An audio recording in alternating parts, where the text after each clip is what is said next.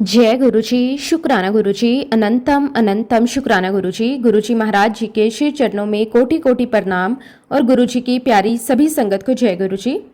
संगत जी, गुरुजी का प्रेम किसी भी सीमा में बंधा नहीं है। वो ना किसी की जाति देखते हैं और ना ही किसी का धर्म, ना किसी इंसान की स्थिति। उनके लिए हर बच्चा बराबर है। जो भी सच्चे दिल से उन्हें याद करता है, गुरुजी उसकी हर परिस्थिति में रक्षा करते हैं। संगत जी, गुरुजी की कृपा समझ से परे है। कभी वह बीमारी में सहारा बनते हैं, कभी दुर्घटना में रक्षा करते हैं और कभी टूटे हुए मन को संभाल लेते हैं, कभी जीवन को नई दिशा दे देते हैं। उनकी महिमा शब्दों में पूरी तरह बताई नहीं जा सकती, केवल अनुभव की जा सकती है। संगत जी, आज का सत्संग बहुत ही सुंदर, बहुत ही प्यारा सत्संग है। गुरुजी महाराज जी की बहुत ही प्यारी और पुरानी संगत पिंकी आंटी का सत्संग है। संगत जी, सत्संग को पूरा जरूर सुने, क्योंकि हर एक सत्संग में गुरुजी महाराज अपनी भरपूर ब्लेसिंग्स हमें देते हैं। संगत जी, सत्संग शुरू करने से पहले मैं आप सबसे एक छोटी सी रिक्वेस्ट करूंगी कि अगर अभी तक आपने गुरुजी की संगत चैनल को सब्सक्राइब नहीं किया है तो हमारे इस चैनल को सब्सक्राइब जरूर कर लें, क्योंकि इस चैनल पर आपको गुरुजी के बहुत ही प्यारे प्यारे सत्संग सुनने को मिलते रहेंगे। तो चलिए संगत जी, पूरे श्रद्धा भाव के साथ इस सत्संग की शुरुआत करते हैं। जय गुरुजी, शुक्राना गुरुजी, अनंतम अनंतम शुक्राना गुरुजी। संगत जी, सबसे पहले मैं अपने सतगुरु दया के सागर कृपा के स्वरूप गुरुजी महाराज जी के श्री चरणों में कोटि कोटि नमन करती हूँ और गुरुजी की प्यारी सभी संगत को हृदय से प्रणाम करते हुए प्रेम से कहती हूँ जय गुरुजी। संगत जी, आज ये अवसर मेरे लिए किसी आशीर्वाद से कम नहीं है, क्योंकि ये वही पल है जब गुरुजी महाराज जी ने अपनी असीम कृपा से मुझे ये सौभाग्य दिया कि मैं उनकी छत्र छाया में बिताई अपनी जीवन यात्रा आप सभी के साथ साझा कर सकूं। सच कहूं संगत जी, ये मेरा अनुभव नहीं बल्कि गुरुजी की महिमा का एक छोटा सा अंश है और इसके लिए मैं बारंबार अपने मालिक का दिल से शुक्राना करती हूँ। शुक्राना गुरुजी महाराज, आपका लख लख वार शुक्राना। संगत जी, जब भी कोई जीव गुरु के दर पर आता है वो अपने साथ कुछ नहीं लाता, ना कोई अहंकार, ना कोई सामर्थ्य, बल्कि वह टूट कर बिखर कर हर तरफ से हार कर और थक कर आता है। जीवन की कठिनाइयों से जूझता हुआ, अपनों से ठुकराया हुआ, परिस्थितियों से परेशान और मन से बिल्कुल खाली होकर जब वो गुरु के द्वार पर पहुंचता है, तब गुरुजी महाराज अपनी करुणा से उसे थाम लेते हैं। गुरुजी महाराज उसे अपना लेते हैं, उसे सहारा देते हैं और उसकी डगमगाती हुई नैया को पार लगाने का जिम्मा खुद ले लेते हैं। संगत जी, हमारे साथ भी कुछ ऐसा ही हुआ था। जब हम पहली बार गुरुजी महाराज जी की शरण में पहुंचे, तब हमारी स्थिति ऐसी थी कि शब्द भी उस दर्द को बयां करने में असमर्थ हैं। हम अंदर से टूट चुके थे, हर दिशा में अंधेरा ही अंधेरा नजर आ रहा था और हमें यह भी समझ नहीं आ रहा था कि आगे जीवन कैसा चलेगा। हर दिन एक नई चिंता, हर रात एक नई बेचैनी लेकर आती थी। लेकिन संगत जी, जब समय आता है तो गुरुजी खुद अपने भक्त को बुलाते हैं और वही हुआ। हमें भी गुरुजी महाराज जी का बुलावा आया और हम उनके चरणों में पहुंच गए। संगत जी, उस समय हमारे परिवार में एक और स्थिति थी जो बहुत विशेष थी। मेरे अंकल जो हमारे साथ ही रहते थे, वो उस समय तक गुरुजी से जुड़े नहीं थे। उनका विश्वास अलग दिशा में था। वो दिन रात पंडितों और ज्योतिषों के पास भटकते रहते थे। उन्हें अपनी जन्म पत्रिका दिखाने का बहुत शौक था। जैसे ही उन्हें कहीं से पता चलता कि कोई बहुत बड़ा या प्रसिद्ध पंडित है, तो बिना देर किए वह तुरंत अपनी गाड़ी उठाते और एक बैग जिसमें हर सभी प्रकार के सदस्यों की जन्म पत्रिकाएं होती थी, उसे लेकर उस पंडित के पास पहुंच जाते। संगत जी, ये सिलसिला इतना अधिक था कि ये उनके जीवन का एक हिस्सा बन चुका था। अब संगत जी, मजेदार लेकिन सोचने वाली बात यह थी कि जिसने भी पंडितों के पास मेरे अंकल जाते, हर कोई उन्हें अलग अलग तरह के रत्न पहनने की सलाह देता। कोई कहता ये पहन लो, कोई कहता वो पहन लो, और धीरे धीरे हालत ये हो गई कि मेरे अंकल की 10 उंगलियों में कुल मिलाकर 12 से 13 अंगूठियां हो गई थी। सोना चांदी, अलग अलग कीमती पत्थर, हर उंगली में एक अलग कहानी थी। उन्हें लगता था कि शायद इन सब उपायों से उनका जीवन बेहतर हो जाएगा, उनकी समस्याएं खत्म हो जाएगी और उनका भाग्य बदल जाएगा। फिर संगत जी, वो पावन दिन आया जब हम पहली बार गुरुजी महाराज जी के दरबार में पहुंचे। वातावरण में एक अलग ही शांति थी, एक अलग ही ऊर्जा थी, जिसे शब्दों में बांध पाना बहुत मुश्किल है। जैसे ही मेरे अंकल ने गुरुजी के चरणों में माथा टेका, गुरुजी ने एक नजर उनके हाथों की तरफ डाली। वो नजर साधारण नहीं थी, वो एक सतगुरु की दृष्टि थी जो सीधे अंतरात्मा को देखती है। गुरुजी मुस्कुराए और बहुत ही सहज भाव से बोले, अंकल एक ही है। संगत जी, ये सुनकर हम सभी थोड़ा चौंक गए, क्योंकि बात तो सीधी थी लेकिन उसके पीछे का अर्थ बहुत गहरा था। अंकल ने उस समय कोई जवाब नहीं दिया, लेकिन गुरुजी यही नहीं रुके। उन्होंने आगे कहा, सारे उल्टे सीधे काम तुम खुद करते हो और फिर कहते हो मेरे काम नहीं बनते।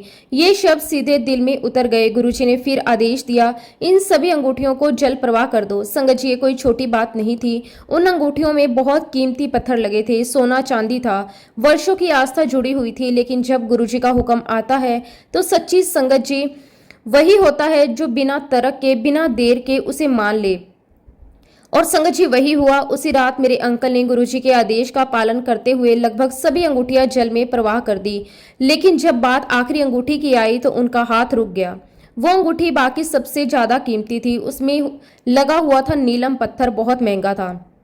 उसके साथ उनका एक भावनात्मक लगाव भी था। थोड़ी देर सोचने के बाद अंकल मेरे पास आए और बोले, मैं एक काम करता हूँ, इस अंगूठी को बेच देता हूँ और उससे जो पैसे मिलेंगे उन्हें किसी गरीब की मदद कर दूंगा। उनकी भावना अच्छी थी, लेकिन संगत जी गुरुजी के हुक्म के आगे अपनी बुद्धि नहीं चलानी चाहिए। मैंने उनसे बहुत विनम्रता से कहा, अंकल इसमें मैं कुछ नहीं कह सकती, आप ये बात गुरुजी से ही पूछ लीजिए। और फिर संगत जी अगले ही दिन हम सभी फिर से गुरुजी महाराज जी के दरबार में पहुंचे। जैसे ही हमने गुरुजी के चरणों में माथा टेका, गुरुजी ने सीधे अंकल की तरफ देखा और मुस्कुराते हुए पूछा, फिर अंकल कर दिया जल प्रवाह?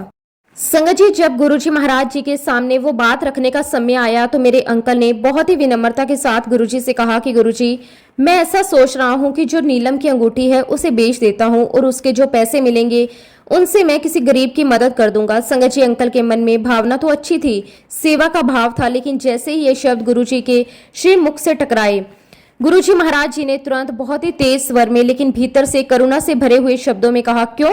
अपने माड़े कर्म दूसरों को देने हैं, चल चुपचाप जल प्रवाह कर दे। संगत जी, ये वाक्य सुनते ही जैसे सब कुछ स्पष्ट हो गया। उस एक वाक्य में गुरुजी ने कर्मों का पूरा ज्ञान दे दिया। जो बोया है वो समय ही भोगना है, उसे किसी और पर डालने की सोच भी नहीं रखनी चाहिए। और उस क्षण अंकल ने बिना कोई तर्क किए, बिना एक पल की देरी किए गुरुजी के आदेश को सिर मत्थे लगाया और संगत जी उसी दिन वो आखिरी अंगूठी भी जल प्रवाह कर दी। यहीं से हमारे जीवन में एक नया अध्याय शुरू हुआ। लेकिन संगत जी, यहाँ एक बहुत ही गहरी बात समझने वाली है। हमारी परिस्थितियां इसलिए बेहतर नहीं होने लगी कि हमने अंगूठियां जल में प्रवाह कर दी। नहीं संगत जी, ये कोई बाहरी क्रिया का फल नहीं था। असल में गुरुजी महाराज जी ने हमारे जीवन से, हमारे घर से, हमारे इन्वायरमेंट से उस नेगेटिव ऊर्जा को हटाया था जो वर्षों से हमारे साथ चिपकी हुई थी। उन्होंने हमारे कर्मों का बोझ हल्का किया, हमारे मन को शुद्ध किया और हमारी सोच को पॉजिटिव दिशा दी। जब भीतर बदलाव आता है तब बाहर की दुनिया अपने आप बदलने लगती है। संगत जी, धीरे धीरे हमने महसूस करना शुरू किया कि हमारे घर का माहौल बदल रहा है।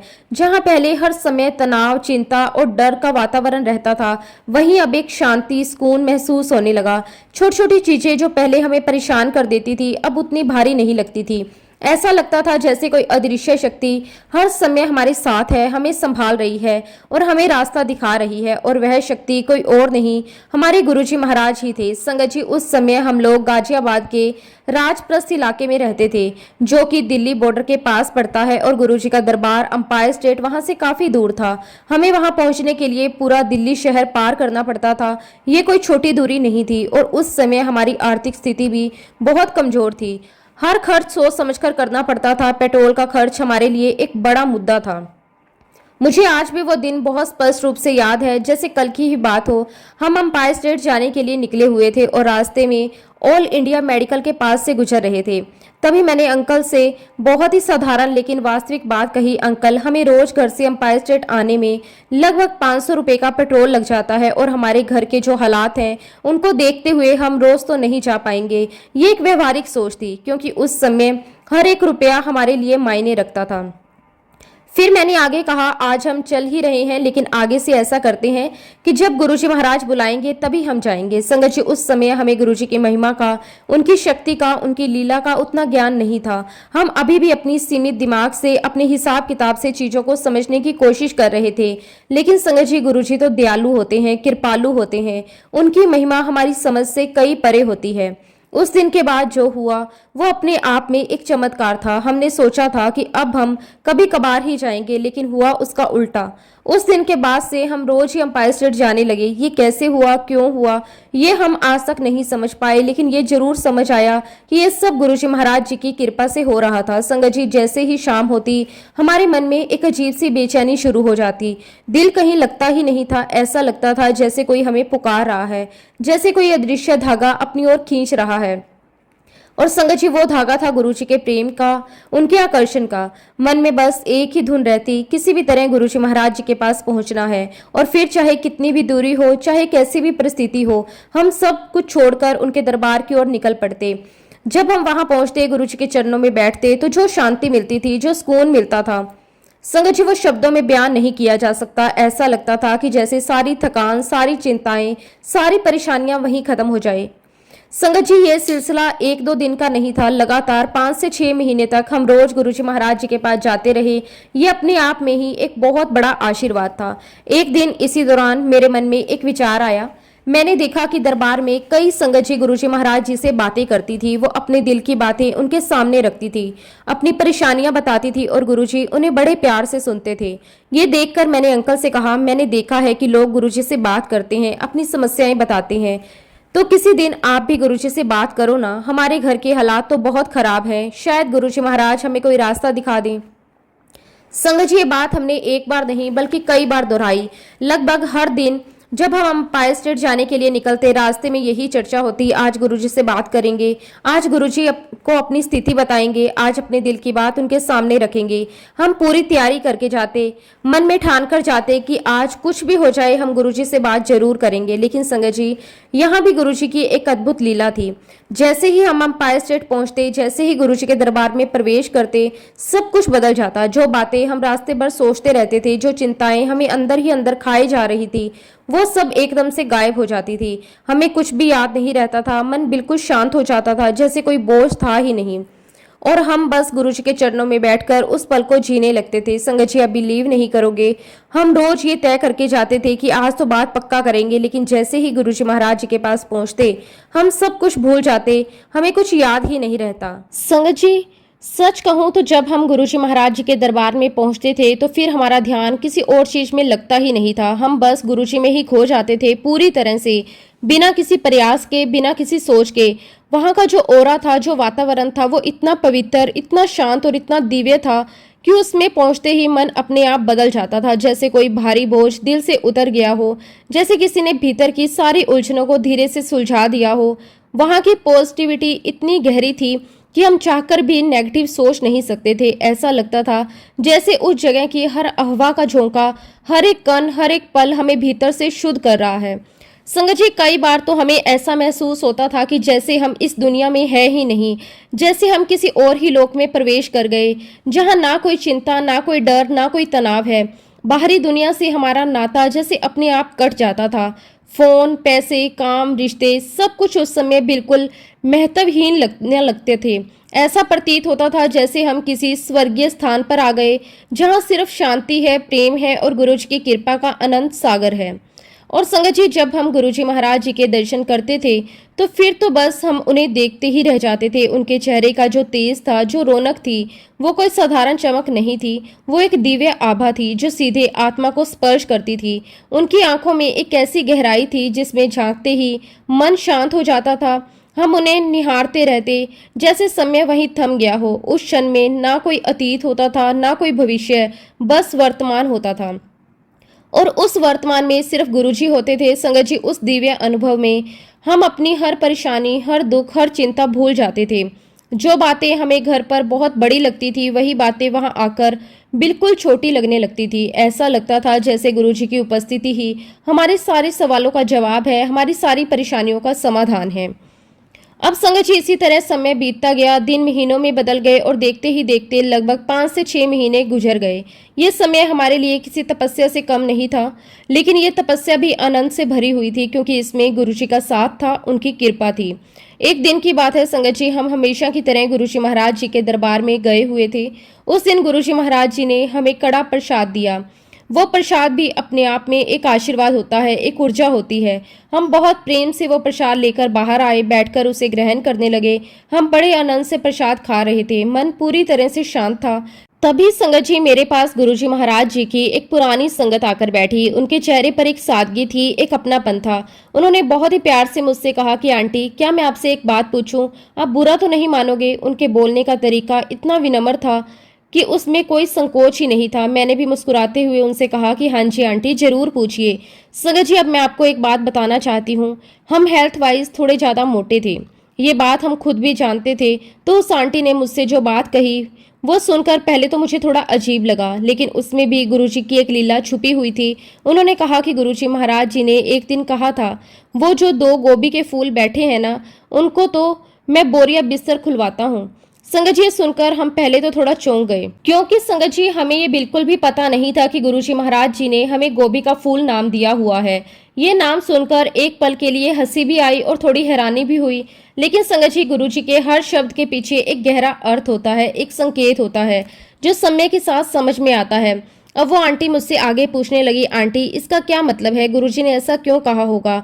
और संगत जी, जैसे ही उन्होंने ये सवाल मुझसे पूछा, उसी क्षण मेरे भीतर एक अलग ही भावना जागी। मुझे एहसास हुआ कि हम जब अपने घर से निकलकर गुरुजी के दरबार में आते हैं तो उन 2-3 घंटों के लिए हम अपनी पूरी दुनियादारी भूल जाते हैं।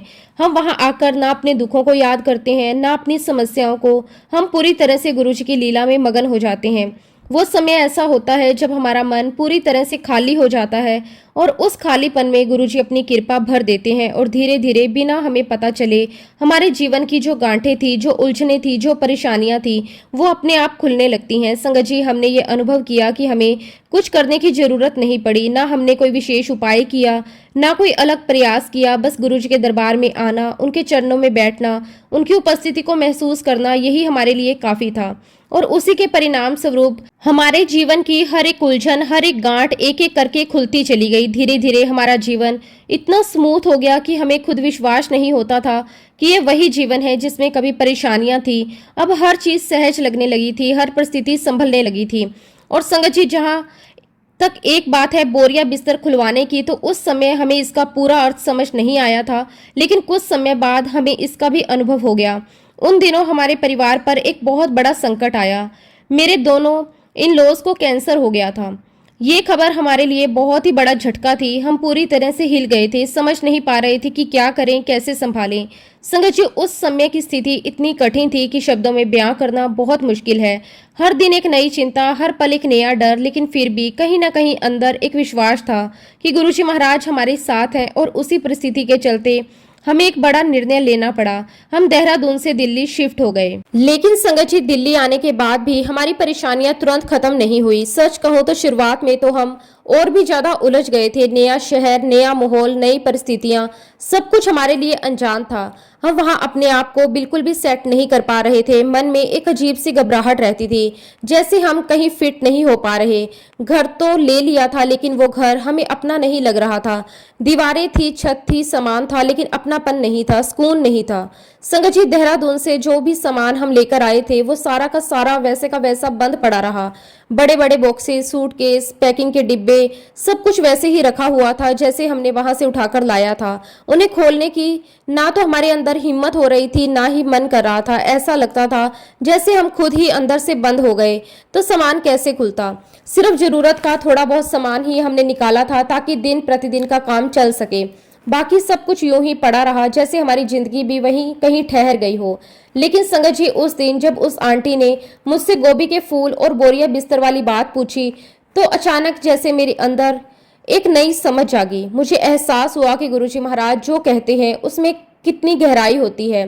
वो शब्द सिर्फ शब्द नहीं होते, बल्कि हमारे जीवन की सच्चाई का आईना होते हैं। धीरे धीरे मुझे समझ आने लगा कि बोरिया बिस्तर खुलवाना सिर्फ शारीरिक सामान खोलना नहीं है, बल्कि हमारे जीवन की उन बंद पड़ी अवस्थाओं को खोलना था जो हमें आगे बढ़ने से रोक रही थी। और संगत जी, सच में धीरे धीरे बिना हमें महसूस हुए सब कुछ बदलने लगा। एक एक करके हमने अपने सारे बॉक्सेस खोलने शुरू किए। जो सामान महीनों से बंद पड़ा था वो अपनी जगह पर आने लगा। घर सजने लगा, व्यवस्थित होने लगा। सिर्फ सामान ही नहीं, बल्कि हमारा मन भी खुलने लगा। जो घुटन थी, जो असहजता थी, वो खत्म होने लगी। हमें दिल्ली अब अजनबी नहीं लगती थी, बल्कि धीरे धीरे वही शहर हमारा अपना घर बन गया।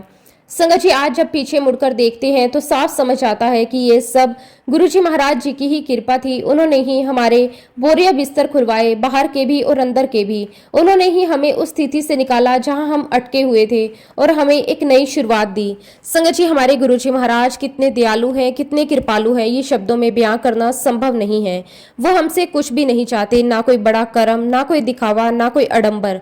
वो बस इतना चाहते हैं कि हम सच्चे दिल से, पूरे भाव से उनसे प्रेम करें, उनसे जुड़े रहें, उन पर विश्वास रखें, क्योंकि जब संबंध सच्चा होता है तो फिर बाकी सब अपने आप ठीक हो जाता है। गुरुजी अक्सर कहते थे, अपने दुख किसी और के साथ शेयर मत करो, मेरे साथ करो। संगत जी, ये बात बहुत गहरी है।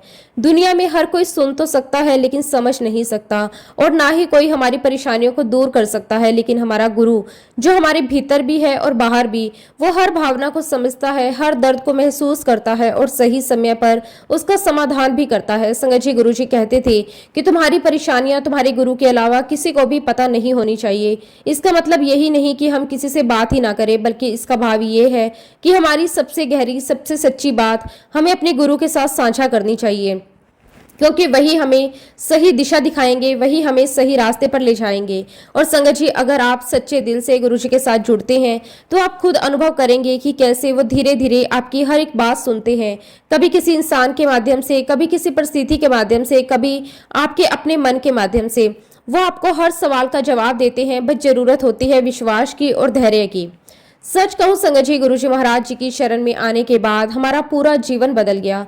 सोच बदल गई, नजरिया बदल गया, जीने का तरीका बदल गया। हमने अपने परम पिता परमेश्वर, अपने गुरुजी महाराज जी से एक बहुत बड़ा और अनमोल सबक सीखा। अपने जीवन को हमेशा सरल रखो, सादा रखो। मुझे आज भी याद है संगत जी, गुरुजी महाराज बड़े ही सहज अंदाज में कहा करते थे, आंटियां इतना मेकअप करके आती हैं कि लोड़ है मेकअप कर करके आने की। उनके इस वाक्य में भी एक गहरी सीख छुपी हुई थी। वो हमें ये समझाना चाहते थे कि बाहरी सुंदरता से ज्यादा जरूरी है भीतर की पवित्रता। अगर हमारा दिल साफ है, हमारी सोच अच्छी है, हमारे कर्म सच्चे हैं, तो वह चमक अपने आप हमारे चेहरे पर दिखाई देगी। हमें किसी बाहरी मेकअप की जरूरत ही नहीं पड़ेगी। असली सुंदरता वही है जो भीतर से आती है। इसलिए संगत जी, जितना हो सके हमें इस कलयुग की नेगेटिव ऊर्जा से दूर रहना चाहिए। आज का समय ऐसा है जहां हर तरफ भटकाव है, दिखावा है, तुलना है। लेकिन अगर हम अपने जीवन को सीधा, सरल और सच्चा रखेंगे तो हम इन सब से बचे रहेंगे। और संगत जी, जब हम गुरुजी महाराज जी के चरणों से जुड़ जाते हैं तो हमारा पूरा जीवन पॉजिटिव एनर्जी से भर जाता है। फिर चाहे कैसी भी परिस्थिति हो, हम उसे संभालने की ताकत पा लेते हैं। संगत जी, अक्सर मैंने सत्संग में ये भी देखा है कि कई संगत जी ऐसा कहते हुए नजर आते हैं कि हमारी थाली से लंगर प्रसाद कम कर दीजिए, या हमें लंगर प्रसाद घर के लिए दे दीजिए।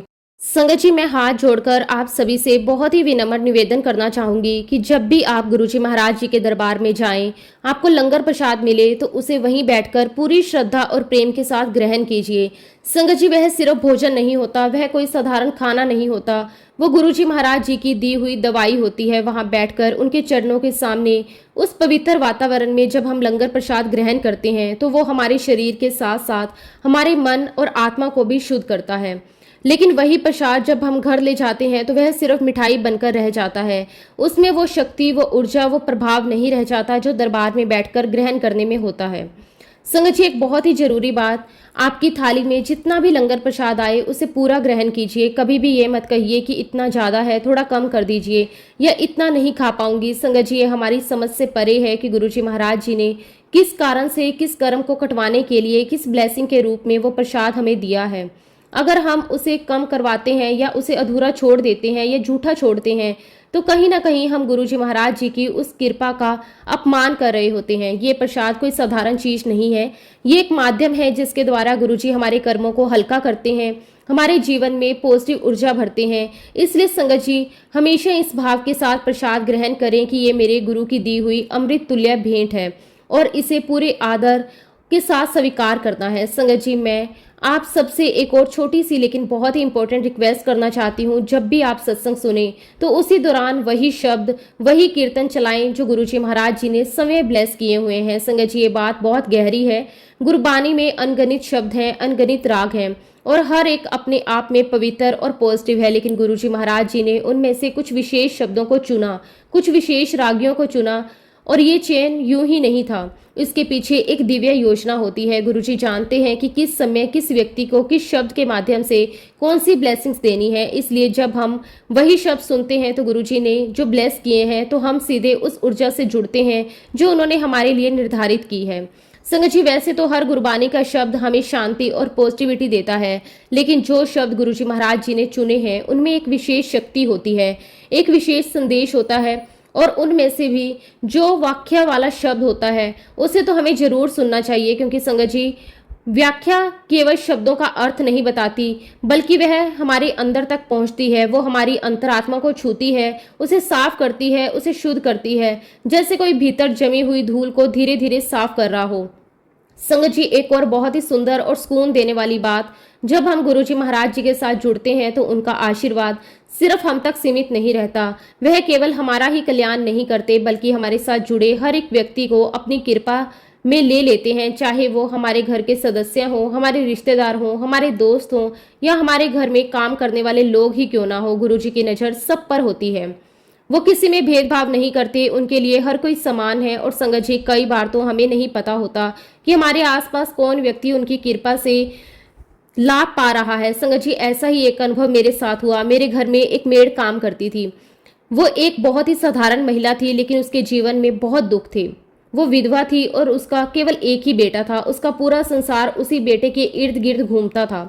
एक दिन संगत जी, वो बहुत परेशान हालत में मेरे पास आई। उसके चेहरे पर चिंता साफ झलक रही थी। उसने घबराए हुए स्वर में मुझसे कहा कि दीदी, मैंने अपने बेटे को जिस जगह काम पर लगाया था वहां से फोन आया है कि मेरा बेटा वहां से भाग गया है। ये सुनते ही मैं भी थोड़ा चौंक गई। वो मुझसे कहने लगी, दीदी मुझे उसे ढूंढने जाना है। संगत जी, उसी समय मुझे पहली बार पता चला कि उसका एक बेटा भी है।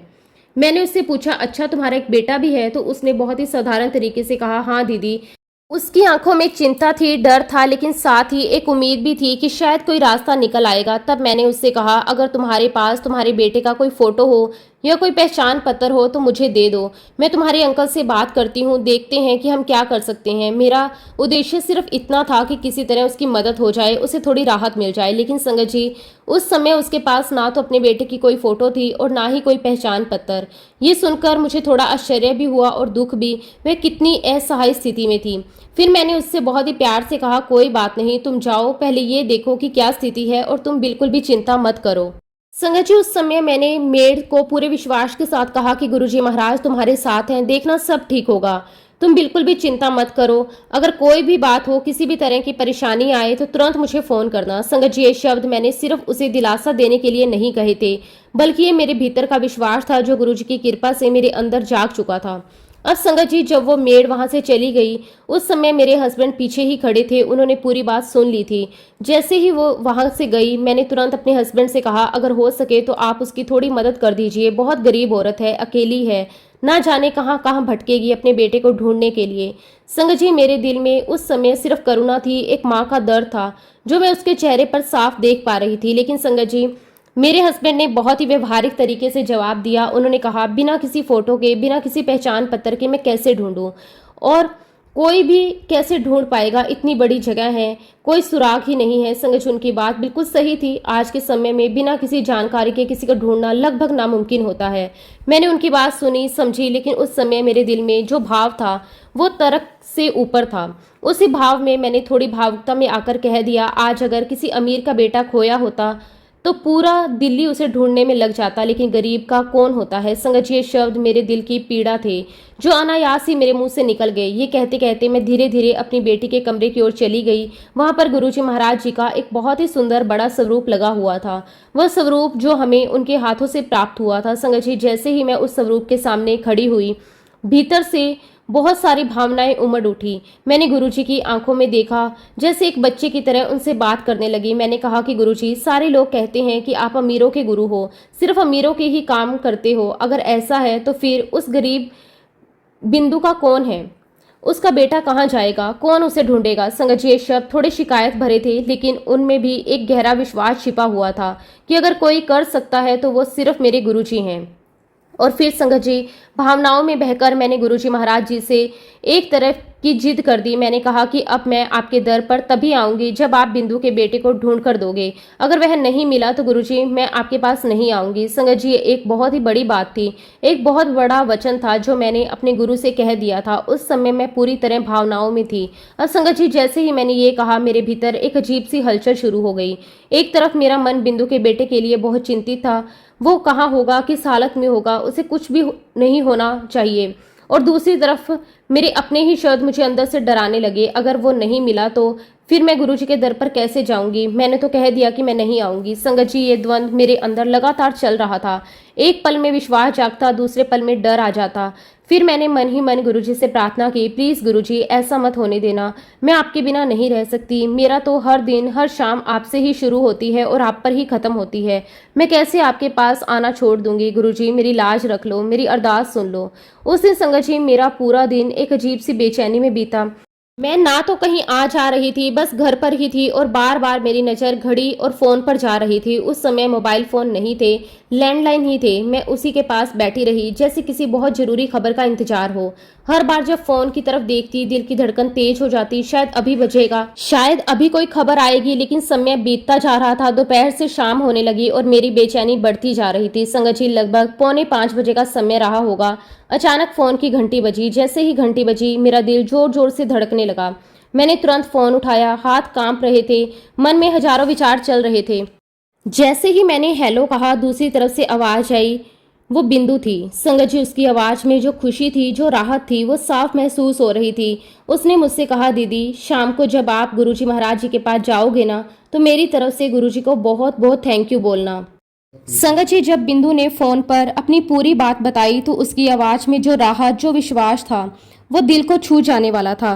वो बार बार एक ही बात कह रही थी, दीदी मैंने हर जगह अपने बेटे को ढूंढा, मैं जहाँ जहाँ जा सकती थी मैं गई, मैंने कोई जगह नहीं छोड़ी, लेकिन वो मुझे कहीं नहीं मिला। और फिर अचानक जिस जगह से मेरा बेटा मिला, वहाँ मैंने पहले भी देखा था, बहुत अच्छे से देखा था। वहाँ वो पहले नहीं था। मुझे ऐसा लगा जैसे कोई उसे वहाँ छोड़कर गया है। और दीदी, मुझे पूरा यकीन है ये गुरुजी महाराज ही थे, वही उसे वहाँ छोड़कर गए हैं। आप जब गुरुजी महाराज जी के पास जाओ ना, तो मेरी तरफ से उन्हें बहुत बहुत धन्यवाद देना। संगत जी, ये सुनते ही जैसे मेरे अंदर खुशी का सागर उमड़ पड़ा। जिस बात की चिंता सुबह से मेरे मन को खाए जा रही थी, वो एक पल में खत्म हो गई। मेरे चेहरे पर एक अलग ही चमक आ गई, आंखों में खुशी के आंसू आ गए। मैंने तुरंत बिंदु से कहा, तुम बिल्कुल चिंता मत करो, सब ठीक है, तुम आराम से रहो और कल आराम से बात करेंगे। लेकिन संगत जी, उस समय मेरे अंदर इतनी खुशी, इतना उत्साह था कि मैं एक पल भी रुक नहीं पाई। मैंने फटाफट अपने आप को तैयार किया, बिना किसी देरी के। दिल में सिर्फ एक ही भावना थी, गुरुजी महाराज जी के पास जाकर उनका शुक्राना करना है। और फिर मैं और मेरे अंकल तुरंत अंपायर स्टेट के लिए निकल पड़े। संगत जी, जैसे ही हम अंपायर स्टेट पहुंचे, वहां का वही दिव्य वातावरण, वही शांति, वही सुकून हमें महसूस होने लगा। उस दिन गुरुजी महाराज किचन के बाहर कैबिनेट पर बैठे हुए थे। उन्होंने बहुत ही साधारण कपड़े पहने हुए थे, शर्ट और ट्राउजर। बट संगत जी, उनकी सादगी में एक अलग ही दिव्यता थी। वो इतने प्यारे लग रहे थे, उन्हें देखते ही मन अपने आप शांत हो गया। संगत जी, जैसे ही मैंने गुरुजी के चरणों में माथा टेका, उस समय मेरे मन में एक अलग ही भावना थी। मैंने गुरुजी से नजरें नहीं मिलाई। कारण ये था कि मुझे अंदर से एक गिल्टी महसूस हो रही थी। मुझे याद था मैंने दिन में गुरुजी महाराज जी से कैसे बात की थी, थोड़ी शिकायत, थोड़ी जिद, थोड़ा रूठना, और उसी कारण मेरे अंदर एक शर्म थी, एक संकोच था। माथा टेक कर मैं चुपचाप अपनी जगह पर जाकर बैठ गई। लेकिन संगत जी, मेरा मन बिल्कुल शांत नहीं था। अंदर ही अंदर एक ही बात बार बार उठ रही थी, तुम्हें गुरुजी महाराज के पास जाकर उनका शुक्राना करना चाहिए। तुमने उनसे वादा किया था, उन्होंने तुम्हारी बात रख ली, अब तुम्हारा फर्ज है तुम उनका धन्यवाद करो। ये विचार मेरे मन में बार बार आ रहा था, हर बार मुझे थोड़ा और साहस दे रहा था। लेकिन फिर भी गुरुजी महाराज जी के सामने जाकर बोलने की हिम्मत जुटाना आसान नहीं था। संगत जी, आखिरकार मैंने हिम्मत जुटाई। धीरे धीरे कदम बढ़ाते हुए मैं गुरुजी महाराज जी के पास गई। दिल जोर जोर से धड़क रहा था, मन में कई भाव थे, खुशी भी थी, संकोच भी था, प्रेम भी था। मैंने गुरुजी महाराज जी के पास जाकर बहुत ही धीमे स्वर में कहा, गुरुजी महाराज, आज बिंदु। बस संगत जी, मैंने इतना ही कहा कि उससे पहले ही गुरुजी महाराज जी ने मुस्कुराते हुए थोड़े शरारती अंदाज में कहा, आंटी, ओदा मुंडा लभता दिता, तू सारा दिन मेरा सिर खा गई।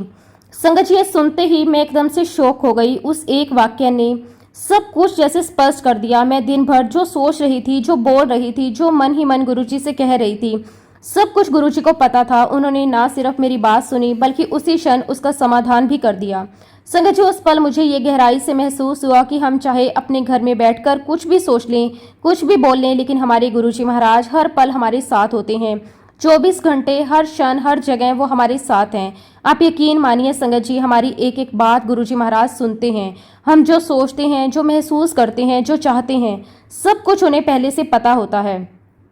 हमें कहने की भी जरूरत नहीं होती और फिर भी वो हमारी हर एक बात को सुन लेते हैं। इसलिए संगत जी, हमारे मन में कभी भी ये संदेह नहीं आना चाहिए कि गुरुजी महाराज हमारी बात नहीं सुनते।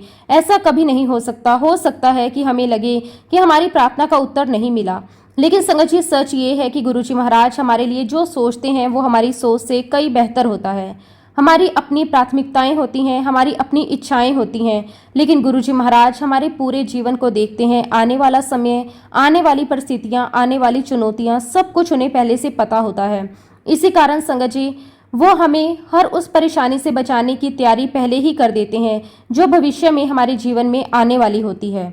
संगत जी, यही कारण है कि बार बार ये कहा जाता है कि अपने गुरु पर पूर्ण विश्वास होना बहुत जरूरी है। आधा अधूरा विश्वास हमें कहीं नहीं ले जाता, लेकिन जब श्रद्धा सच्ची हो, भाव निर्मल हो और विश्वास अटूट हो, तब गुरुजी महाराज अपने आप हमें संभाल लेते हैं। संगत जी, ऐसा सच्चा गुरु मिलना कोई साधारण बात नहीं है। ये अनेक जन्मों के पुण्यों का फल होता है और इसीलिए मैं दिल से यही कहूंगी कि हम सभी अत्यंत सौभाग्यशाली हैं, धन्य हैं कि हमें ऐसे पूर्ण गुरु, ऐसे सच्चे सतगुरु के श्री चरणों में बैठने का अवसर मिला है। संगत जी, सोचिए, इस दुनिया में कितने लोग भटक रहे हैं, कितने लोग रास्ता खोज रहे हैं। हमें बिना मांगे, बिना खोजे ही गुरुजी महाराज जी ने अपनी शरण में बुला लिया। ये उनकी असीम कृपा नहीं तो और क्या है। उन्होंने हमें अपनी संगत परिवार का हिस्सा बनाया, हमें अपनाया, हमें संभाला और गुरुजी अक्सर कहा करते थे, मैं तुम्हें मेरा ये संगत परिवार दे रहा हूँ। संगत जी, ये कोई साधारण बात नहीं है। जब गुरु खुद हमें एक परिवार सौंपते हैं तो उसकी जिम्मेदारी भी हमें ही निभानी होती है। इसलिए संगत जी, हमें इस संगत परिवार को हमेशा नीट और क्लीन रखना चाहिए, सिर्फ बाहर से नहीं बल्कि अपने विचारों से, अपने व्यवहार से, अपने शब्दों से। हमें आपस में प्रेम रखना चाहिए, एक दूसरे की इज्जत करनी चाहिए, किसी के बारे में गलत नहीं सोचना चाहिए, क्योंकि ये परिवार गुरुजी का दिया हुआ है और जहाँ गुरु का आशीर्वाद होता है वहाँ पवित्रता अपने आप आ जाती है। संगत जी, एक बहुत ही इंपॉर्टेंट बात, गुरुजी के साथ हमारा कनेक्शन डायरेक्ट होना चाहिए। हमें किसी माध्यम की जरूरत नहीं है। गुरुजी हमारे अपने हैं, हमारे इतने करीब हैं कि हम उनसे वैसे ही बात कर सकते हैं जैसे अपने घर के किसी सदस्य से करते हैं। जब ये डायरेक्ट कनेक्शन बन जाता है तो जीवन अपने आप आसान हो जाता है। आप यकीन मानिए संगत जी, जिस दिन आप गुरुजी से दिल से, सच्चे भाव से डायरेक्ट बात करना शुरू कर देंगे, उस दिन से आपको हर बात का जवाब भी मिलना शुरू हो जाएगा। कभी किसी संकेत के रूप में, कभी किसी इंसान के माध्यम से, कभी आपके अपने मन के भीतर से, लेकिन जवाब जरूर मिलेगा। बस शर्त यही है कि आपके अंदर सच्ची श्रद्धा, सच्चा भाव और अपने गुरु पर पूर्ण विश्वास हो। संगत जी, इसी संदर्भ में मैं एक बहुत ही प्यारा अनुभव आपके साथ साझा करना चाहती हूँ। एक दिन अचानक मेरे पास गुरुजी महाराज जी का फोन आया। संगत जी, अपने आप में बहुत बड़ा आशीर्वाद होता है कि गुरुजी ने फोन पर बहुत ही सहज भाव से मुझसे कहा, आंटी तो शॉल लेकर आ, बस इतना ही। अब संगत जी, जैसे ही मैंने ये सुना, मेरे मन में विचारों की एक श्रृंखला शुरू हो गई। मैंने सोचा कौन सी शॉल लेकर जाऊं, ऐसा होना चाहिए जो बिल्कुल नया हो, जिसे मैंने कभी इस्तेमाल ना किया हो, जो सबसे अच्छा हो, सबसे शुद्ध हो।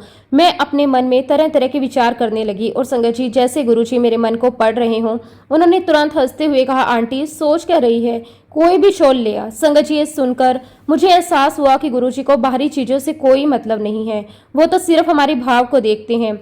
मैंने तुरंत कहा, ठीक है गुरुजी, और फोन रख दिया। अब जब मैं अपने घर में शॉल देखने लगी तो उस समय मेरे पास कुल मिलाकर 7 शॉल थी। मैं एक एक करके उन्हें देखने लगी, ये सोचने लगी कि कौन सा सबसे अच्छा है। उस समय संगत जी, मेरी बेटी बहुत छोटी थी। गुरुजी उसे प्यार से मुंडा कुड़ी कहकर बुलाते थे। एक बार कुछ फेरी वाले कश्मीरी शॉल बेचने आए थे और उन्होंने मेरी बेटी को एक छोटा सा पीच कलर का शॉल दे दिया था। वो शॉल बहुत महंगा नहीं था, लेकिन बहुत ही सुंदर था। अब जब मैं गुरुजी महाराज जी के लिए शॉल चुन रही थी, मेरी बेटी मेरे पास आई। उसने बड़े प्यार से कहा, मम्मा वो वाला शॉल ले लो। उसने वही पीच कलर का छोटा सा शॉल मेरी तरफ बढ़ाया। मैंने उसे देखा और कहा, नहीं बेटा, ये शॉल गुरुजी को नहीं देना है। शायद मेरे मन में अभी भी ये विचार था कि गुरुजी को सबसे अच्छा और महंगा शॉल देना चाहिए। तब मेरी बेटी ने बहुत ही मासूमियत से कहा, तो अच्छा मैं ले लूं? मैंने कहा हाँ बेटा आप ले लो, और फिर मैं अपने हिसाब से बाकी शॉल लेकर तैयार हो गई। संगत जी, हम गुरुजी महाराज जी के पास पहुंचे। उस दिन हमें गुरुजी महाराज जी के साथ पंजाब भी जाना था। जब हम अंपायर स्टेट पहुंचे तो गुरुजी महाराज वहां बैठे हुए थे। उन्होंने बहुत ही सुंदर काले रंग का कुर्ता पजामा पहना हुआ था। उनकी सादगी भी एक अद्भुत आकर्षण था। एक बहुत ही ब्यूटीफुल गुरुजी महाराज लग रहे थे। मैंने जाकर गुरुजी के चरणों में माथा टेका और फिर जो जो शॉल मैं लेकर आई थी सब उन्हें दिखाए। मैं सोच रही थी कि गुरुजी उनमें से कोई एक चुनेंगे, लेकिन संगत जी गुरुजी ने मेरी तरफ नहीं बल्कि मेरी बेटी की तरफ देखा और मुस्कुराते हुए कहा, ओए मुंडे कुड़ी, केड़ी शॉल पसंद है? अब संगत जी, उस छोटी सी बच्ची के मन में जो भाव था वो बिल्कुल सच्चा और निर्मल था। उसने बिना एक पल सोचे वही पीच कलर का छोटा सा शॉल आगे बढ़ा दिया, वही शॉल जिसे मैं देने से मना कर रही थी। संगत जी, गुरुजी महाराज जी ने बिना किसी हिचकिचाहट के तुरंत वही शॉल उससे लिया, अपने कंधे पर डाला और खड़े होकर बड़े प्यार से पूछा, कैसा लग रहा हूं मैं? मेरी बेटी मुस्कुराते हुए बोली, गुरुजी बहुत अच्छे लग रहे हो। संगत जी, उस पल का दृश्य आज भी मेरी आंखों के सामने ताजा है। वो मासूम भाव, वो सच्चा प्रेम, गुरुजी ने उसी को स्वीकार किया और फिर उसी शॉल को अपने कंधे पर रखकर गुरुजी महाराज बाहर निकल गए। तो संगत जी, कहने का भाव यही है कि गुरुजी को हमारी चीजों की कीमत नहीं चाहिए, उन्हें हमारे भाव की सच्चाई चाहिए। जब भाव सच्चा होता है तो छोटी से छोटी चीज भी उन्हें प्रिय हो जाती है, और जब भाव में दिखावा होता है तो बड़ी से बड़ी चीज भी अर्थहीन हो जाती है। इसलिए संगत जी, हमें हमेशा ये ध्यान रखना चाहिए कि हमारी हर एक अरदास, हर प्रार्थना, हर भेंट सच्चे दिल से हो, बिना किसी दिखावे के, क्योंकि जब भाव सच्चा होता है तो वह सीधे गुरु के चरणों तक पहुंच जाता है। संगत जी, गुरु जी के दर पर आकर हमें पैसों की चकाचौंध क्या दिखानी, वो तो संवेद देने वाले हैं। संगत जी, गुरु जी महाराज किसी में भी भेदभाव नहीं करते। उनके लिए अमीर गरीब, छोटा बड़ा, अपना पराया सब एक समान है। जो भी सच्चे भाव से उन्हें पुकारता है वो उनकी पुकार अवश्य सुनते हैं। वो हमारे कर्मों को समझते हैं, हमारे जीवन की हर परिस्थिति को जानते हैं और उसी के अनुसार हमारे लिए मार्ग बनाते हैं, कभी सामने आकर, कभी संकेतों के माध्यम से और कभी हमारी अंतरात्मा के जरिए। संगत जी, गुरु जी महाराज हमारे बहुत बहुत प्यारे हैं। उन्हें दिखावा नहीं चाहिए, उन्हें केवल सच्चा दिल चाहिए। जब कोई उनके पास सच्चे मन से आता है तो उसे वो खाली नहीं जाने देते। गुरु जी महाराज उसके जीवन से धीरे धीरे अंधकार हटाकर उसमें प्रकाश भर देते हैं, उसकी उलझनों को सुलझाते हैं और उसे एक नई दिशा देते हैं। गुरु जी के साथ जुड़ना मतलब अपने जीवन को एक सुरक्षा कवच में ले आना है। वो हर पल हमारे साथ रहते हैं, हमारे हर विचार, हर भावना, हर परिस्थिति पर अपनी नजर रखते हैं। हमें भले ही लगे हम अकेले हैं, लेकिन सच्चाई ये है कि गुरुजी कभी भी अपनी संगत को अकेला नहीं छोड़ते। संगत जी, सत्संग तो बहुत हैं। फिलहाल के लिए मैं अपने शब्दों को, अपनी वाणी को यहीं पे विराम देना चाहती हूँ। अगर सत्संग के दौरान मुझसे कोई गलती हुई हो तो मैं हाथ जोड़कर पूरे संगत परिवार से और गुरुजी महाराज जी से क्षमा चाहती हूँ। जय गुरुजी, शुक्राना गुरुजी, अनंतम अनंतम शुक्राना गुरुजी। ओम नमः शिवाय। शिवजी सदा सहाय। ओम नमः शिवाय। गुरुजी सदा सहाय। जय गुरुजी, शुक्राना गुरुजी, अनंतम अनंतम शुक्राना गुरुजी।